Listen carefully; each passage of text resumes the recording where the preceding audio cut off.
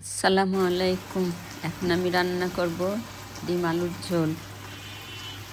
ছোট লাল আলু সিদ্ধ করে ছিলে নিয়েছি, তেল ঢেলে দিলাম, ডিমটা ভেজে নিব। লাল লাল করে হলুদ লবণ দিয়ে ভেজে নিলাম। এই পাশে দিয়েছি ছিম আলু ভাজি, তেল ঢেলে দিলাম, একটু গোটা জিরা তেলে দিলাম। তারপরে এখানে পেঁয়াজ ছেড়ে দিব। পেঁয়াজটা লাল লাল করে নিয়ে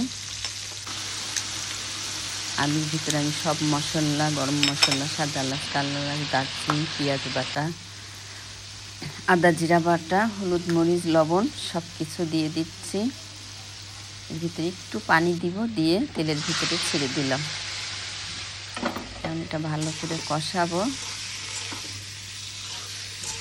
পানি দিয়ে ভালো করে কষিয়ে নিব। কষিয়ে নেওয়ার পরে এই যে ডিমটা ছেড়ে দিলাম। ডিম ছেড়ে দিয়ে আবার ঝোল দিয়ে দিলাম। মাঝে কিন্তু আমি অনেকক্ষণ ধরে কষিয়েছি, ভিডিওতে আপনাদের দেখাইছি অল্প। কিন্তু তরকারিটা ঢেলে নিয়ে পরিবেশন করছি।